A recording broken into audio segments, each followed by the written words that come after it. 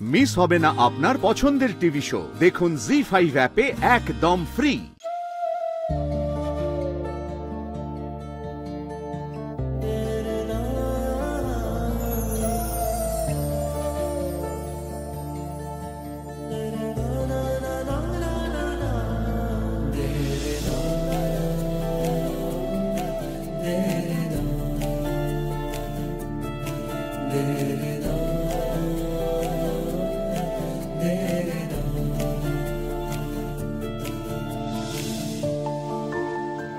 Complete.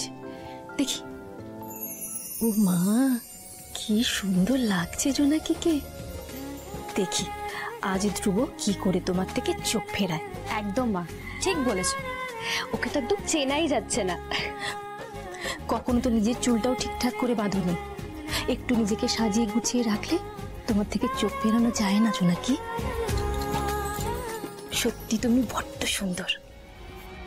কেউ মানুক বা না মানুক, বিয়েটা তো তোদের হয়েছে, আর তোর আর জোনাকির জীবনে এই দিনটা বারবার ফিরে আসবে না। তাই আমি বলছি কি, মেক ইট মেমোরেবল। মানে তুই জোনাকির জন্য কোনো গিফট বা ওরকম কিছু কিনেছিস? গিফট না, এটা আমার মাথায় আছে না। নাতিবাবু,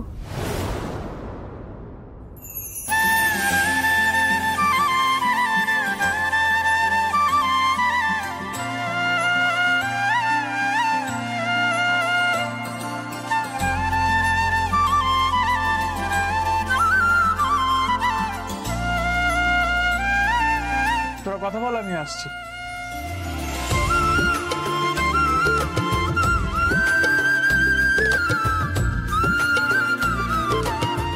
কি ব্যাপার জোনাকি বিশ্বাস, হঠাৎ এখানে কি হয়েছে শুনি? আমি আমার গিফটটা চাইতে না। গিফট? মানে তুমি ধরেই নিয়েছো আমি তোমাকে গিফট দেবো, তাই না? সুইট। না মানে ছোটকা তো বলছিলেন আপনি একটা গিফট দেবেন, তাই ভাবলাম আগে থেকেই চেয়ে নি।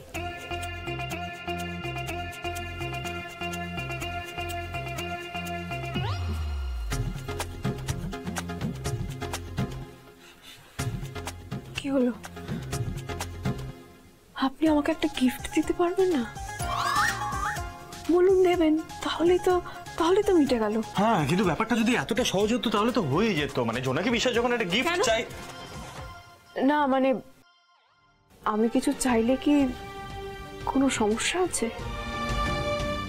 অবশ্য আমি যেটা চাইবো সেটা আপনার দেওয়ার ক্ষমতা আছে কিনা সেটা বলতে পারবো না। কি এমন চাইবে তুমি, বলো তো? আগে বলুন দেবেন, প্রমিস করুন। প্রমিস?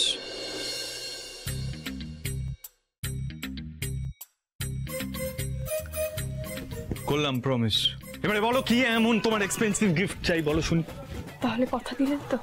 এই আমি কি স্ট্যাম্প পেপারে সই করে দেবো নাকি লিখিত যে আমি তোমাকে গিফট দেবো? আর কি হচ্ছে? আপনি বাবাকে এই বাড়িতে ফিরিয়ে আনুন প্লিজ।